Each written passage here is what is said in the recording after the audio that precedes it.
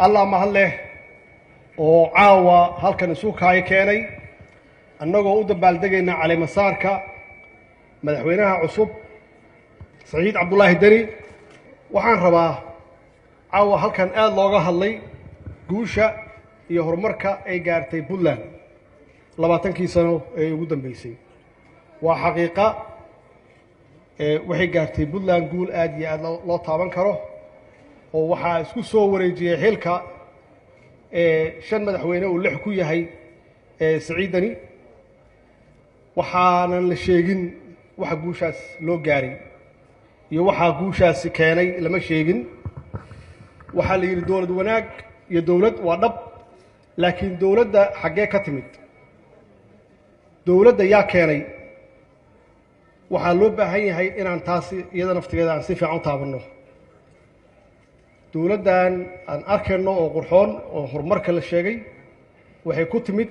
shaqo badan iyo hawl badan ay salaadiinteedu ay qabteen waxaan ognahay salaadiinta oo dhaqameedyada ee Puntland inay yihiin dad midaysan oo runtii nabadoono dhab ah oo ka shaqeeya dib u heshiisiinta iyo walaaleynta dadka reer Puntland aad iyo aad ugu mahadsan yihiin waxa kale oo keenay horumarkan arkaysaan culimada oo runtii aad iyo aad uga hadla dadka u wacyi galiya u iftiimiya dawladdu waxay tahay iyo madaxdu waxay yihiin inaan la joogi karin dawlad la'aan in loo baahan yahay madax wanaagsan oo dadka hogaamisa runtii hawl badan bay qabteen waxaan ognahay inta badan xitaa farintooda kaliya kuma salaysna ama kuma aadana Puntland ay waxay ugu soo gaartaa xamar iyo ugu soo gaartaa sida uga hadlayaan in dawladda laga dambeeyo in madaxda la adeeco aad iyo aad ugu mahadsan yihiin ajar Allah ka siiyo waxa kale oo runtii gaarsiiyay Puntland meesha ay taagan tahay waa ganacsatada oo aan la sheegin oo xaqiiqatan maalgashi badan ku sameeya shaqo abuur sameeya mashruucyo badan keena oo riski gareeya dhaqaalahooda aad iyo aad ugu mahadsan yihiin waxa intaas dheer oo aan la sheegin iyada media annagoo og media wax badan in lagu hadleen karo oo wax badan lagu burburin karo laakiin waa dhageystaa media ka jira Puntland inta badan dadku waxay ku wacyi galiyaan wax aad iyo aad u wanaagsan kuma wacyi galiyaan in dawladda laga hor yimaado in dawladda la burburiyo kuma wacyi galiyaan ugu dambeys shacabka wanaagsan ee reer Puntland oo aan ognahay wadaniyadooda iyo Soomaalinimadooda iyo dawlad jaceelkooda ay ka turjumayso xitaa maanta aan nimid siday noo soo dhaweeyeen wanaag badan ay saacadaha badan u taagnaayeen jidadka oo qorrax ah ilaa saaka laga soo bilaabo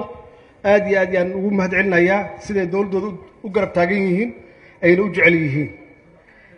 haddaba su'aasha taalo waxay tahay oo madaxweynaha u taala intaas oo qaybaha kala duwan ee bulshada ah oo wacyigooda aad iyo aad u sareeyo waxa loo baahan yahay inuu sida rasmi si wanaagsan uu hogaamiyo yaa loo baahan yahay maxaa yeelay iyagu dadkaas aan sheegnay kuma aadana kaliya baahidooda Puntland oo waxay u jeedaan oo u muuqda wax ka weyn Puntland oo ah qarannimo Soomaaliyeed oo ah midnimo Soomaaliyeed oo ah wadajir Soomaaliyeed sidee lagu gaari karaa marka intaas lagu gaari karaa waxa lagu gaari karaa dawlad goboleed iyo dawlad federaal oo wada shaqayn leh oo wax qabad leh yaa lagu gaari karaa wada shaqayntu waxa weeye iyadoo la wada tashado iyadoo maxaa ku raahdaa la isu tanaasulo iyadoo wax la wada qorsheysto iyadoo la is aamino iyadoo loo turo shacabka Soomaaliyeed iyadoo loo turo yaa lagu gaari karaa in la gaaro in wax la qabto waa ognahay marka khilaaf u yimaado oo aan la wada shaqeynin 18 sano ugu dambeysay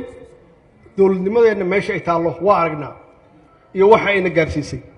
waxa ugu sahlan oo kaliya inay tahay inaan la dhameystirin dastuurkii inaan la dhameystirin muddadaas la dhameystirin waxa ku xiga inaan la dhisin institutionskii hay-adihii shaqayn lahaa ee dowliga ahaa inaan la dhisin oo ilaa hadda ay kulligood ay yihiin maxaanku idhaahdaa wiik ay yihiin ay tacbaan yihiin intaasna wax kale ma aha waa khilaafaadka dowladda dhexdeeda dhex yaalla weyn oo aan hadda halkan ku fadhinno 4 prime minister halkan aan ku fadhinno caawa oo 18 sano ugu dambeysana la marayo ilaa 12 sano 12 prime minister la marayo markii maalin walba marka uu isbedel yimaado waxa xaqiiqo ah maalin walba markuu khilaafaad yimaado waxa xaqiiqo ah inaan waxba la qaban oo shaqadu ay istaagto waana waxyaabahaas waxa keenay in dowladdu aysan lahayn ciidan adag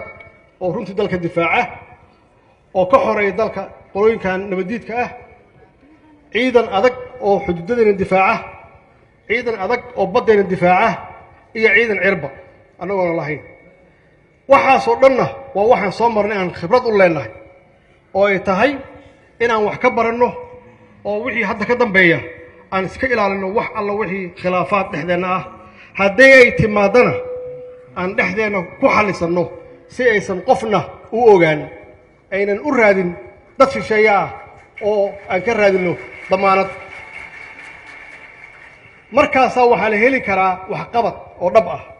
oo aan dib u soo dhisi karnaa institutionskeenna marka la cabirayo dowladaha adduunka oo la leeyahay dowlad waa xoog weyn tahay ma aha tirada dadka ay leeyihiin ma aha